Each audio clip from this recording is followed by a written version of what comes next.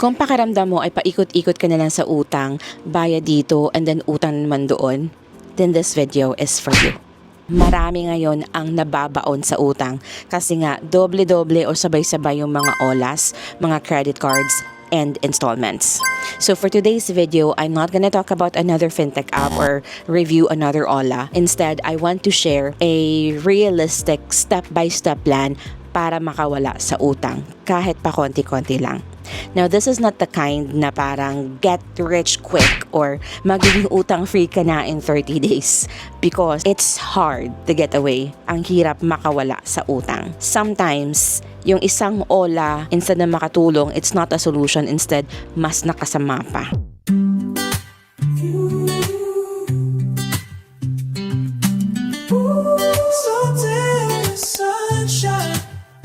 Thank you so much for clicking on this video. Kung bago ka sa channel ko, my name is Charm and I upload videos about personal finance, work from home stuff, and also snippets into my daily life. And just a quick disclosure lamang po, I am not a professional financial advisor and the content that I share in this video ay base lamang sa aking personal experiences, opinion, and for educational purposes only. Kung ang ginagawa mo ngayon ay umutang para ipambayad sa utang o palipat-lipat ng mga olas, then that's already a debt cycle and kailangan mo siyang putulin. Now, I know we have to admit mahirap makawala sa utang and walang shortcut sa paglabas sa utang. But still, I want to share a real life plan na pwede mong simulan kahit wala kang malaking extra income. Know your numbers. This is a very critical step. Kahit mahirap, kahit masakit sa mata, kailangan mo makita yung buong picture, where you stand. So, isulat mo lahat, ilatag mo lahat ng mga utang mo. Lahat ng installments, lahat ng mga olas, lahat ng mga credit cards. Ilagay mo na rin yung mga monthly payments, yung mga outstanding balance, at saka yung due date. Para at least you have a very clear picture kung paano sisimulan or where you stand. Once you have everything written down, what you have to do first is to prioritize. Prioritize small wins or which we call snowball method. Unahin mong bayaran yung mga maliliit na utang. Why? It's because madali lang silang matapos. It gives you motivation. Namo-motivate ka. Pag nakikita mong isa-isang natatanggal sa lista mo, yung mga utang, syempre mas gaganahan ka. Also, it frees up your cash flow. Pagkatapos niyan, the next step is stop adding new debts. Kung hindi emergency, tigilan mo munang umutang.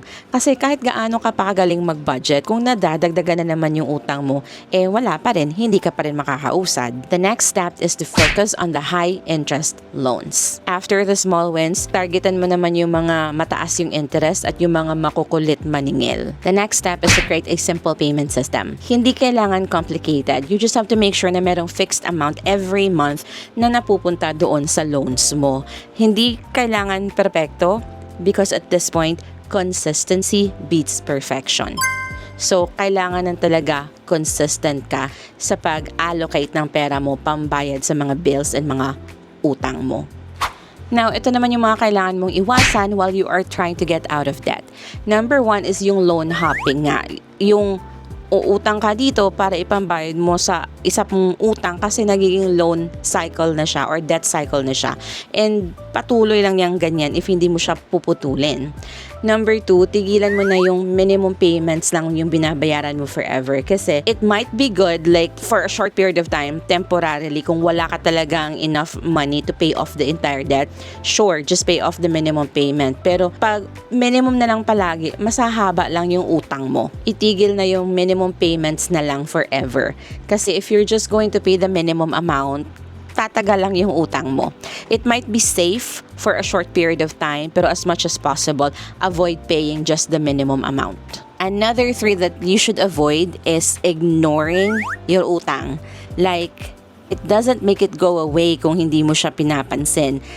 If you missed a payment and tawag sila ng tawag sa'yo pero all you do is just ignore them, go on airplane mode or turn off your cell phone, yeah, you could avoid the collectors but it doesn't make the problem go away.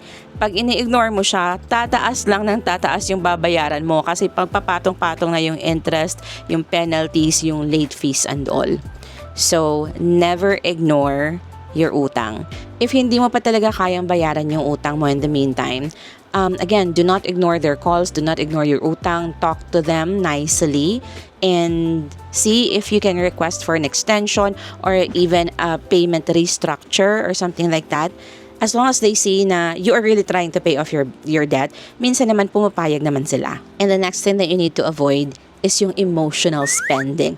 Eto na naman tayo, ang hilig natin sa retail therapy, diba? Like, oh, I'm stressed out, deserve ko to, deserve ito ng inner child ko, yung mga healing my inner child, or just because you're depressed, you're not happy at the moment, bibili ka ng ganito or ganyan.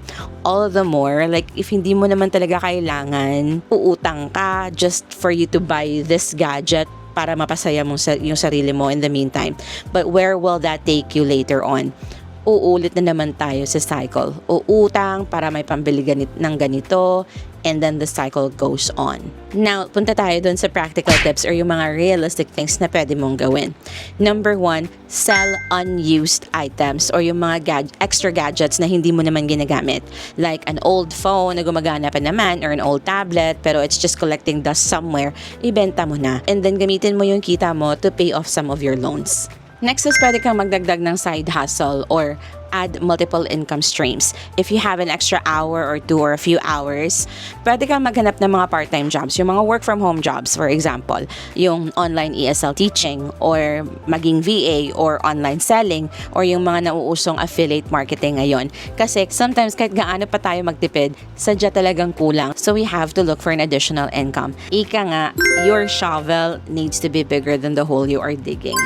And lastly, use digital banks for better tracking. Hindi mo talaga kailangan maging perfect. Ang kailangan mo lang is maging consistent ka. Kung baon ka sa utang ngayon, hindi ibig sabihin nun ay baon ka na forever. Step by step, kahit paunti-unti lang, makakaahon ka rin. Comment down below kung ano ang pinaka-challenge mo right now and let's figure it out together. And if you're still here and you like what you see, then please don't forget to give me a like, subscribe to this channel, and share this video to someone who might actually need it. Thank you so much again for your time. Sabay po tayong aahon sa utang and I'll see you in the next one. Bye!